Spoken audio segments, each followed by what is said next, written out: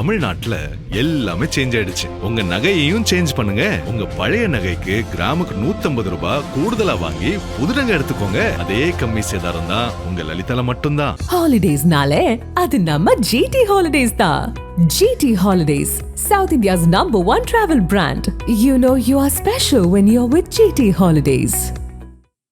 தென்னிந்தியா முழுவதிலிருந்து திருவண்ணாமலை அண்ணாமலையார் கோவிலை நோக்கி பக்தர்கள் வந்து குவிகிறார்கள். வார இறுதி நாட்களில் 50,000 பக்தர்கள், பௌர்ணமி என்றால் லட்சக்கணக்கான பக்தர்கள் வருகிறார்கள்.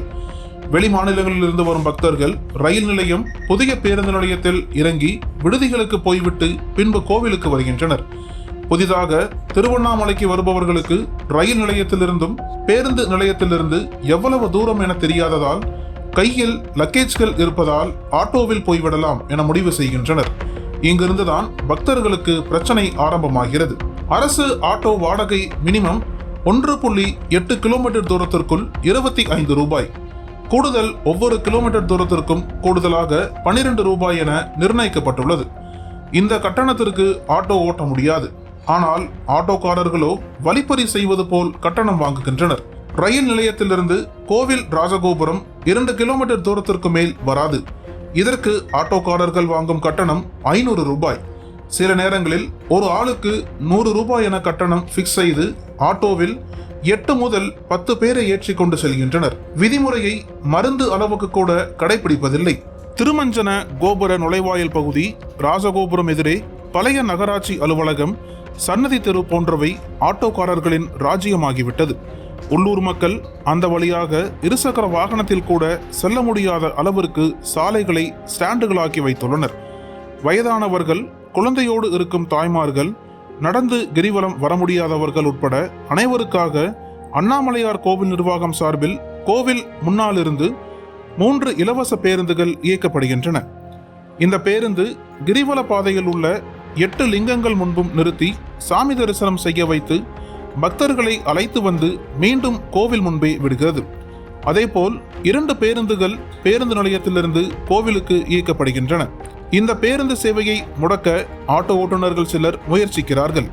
அதேபோல் புதிய மற்றும் பழைய பேருந்து நிறுத்தத்திலிருந்து பக்தர்களை அழைத்து வருவதற்காக மகளிர் மேம்பாட்டு நிறுவனத்தின் சார்பில் ஆட்டோ வாங்கி தரப்பட்டது. தலைக்கு 10 ரூபாய் என்கிற கணக்கில் கட்டணம் வாங்கிவிட்டு புதிய மற்றும் பழைய பேருந்து நிறுத்தத்திலிருந்து மக்களை அழைத்து வந்து கோவில் முன்பு விட்டனர்.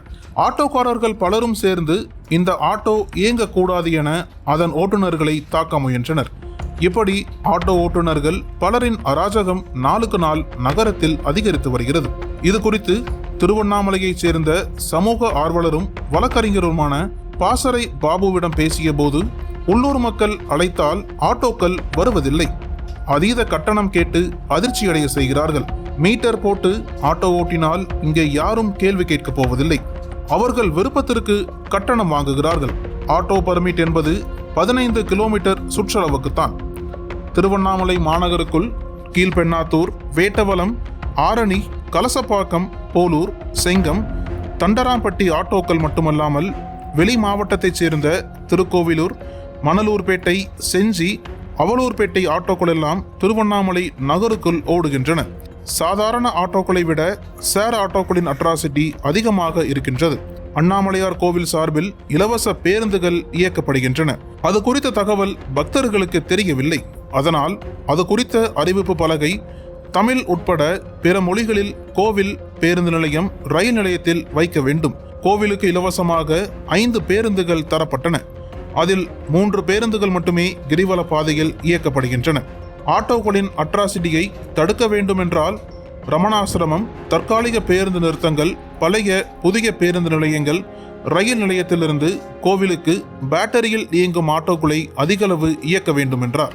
நகரத்தில் ஆட்டோக்களை கட்டுப்படுத்த ஓராண்டிற்கு முன்பு QR கோட் சிஸ்டம் கொண்டு வந்தது மாவட்ட நிர்வாகம். 1400 ஆட்டோக்கள் தான் உள்ளது என கணக்கு சொன்னார்கள். போலி QR கோட் ஸ்டிக்கர்கள் மற்றும் பணம் வாங்கிக் கொண்டு RTO அலுவலகத்தில் தரப்பட்ட ஸ்டிக்கர்களால் அதைவிட 2 மடங்கு ஆட்டோக்கள் இந்த சின்ன மாநகரத்திற்குள் ஓடுகின்றன. ஒரே பதிவெண்ணில் 2 ஆட்டோக்கள் ஓடுவதை கண்டுபிடித்த RTO அலுவலகம் அதன் மீது பெரிதாக எந்த நடவடிக்கையும் எடுத்ததாக தெரியவில்லை. எல்லாம் பணம் என்கிறார்கள் விவரம் அறிந்த மக்கள். கடந்த திமுக ஆட்சி காலத்தில் நாங்கெல்லாம் ஆளும் கட்சி என சொல்லி அட்ராசிட்டி செய்த பல ஆட்டோக்காரர்கள் இப்போது நாங்க விஜய் கட்சி என சொல்லி போலீசாரிடம் மல்லு கட்டி கொண்டிருக்கிறார்கள். மக்களுக்காக ஆட்சி செய்கிறோம், மாற்றத்தை கொண்டு வருவோம் என சொல்லும் ஆட்சியாளர்கள் இந்த அராஜகத்தை மாற்ற முயற்சி செய்வார்களா?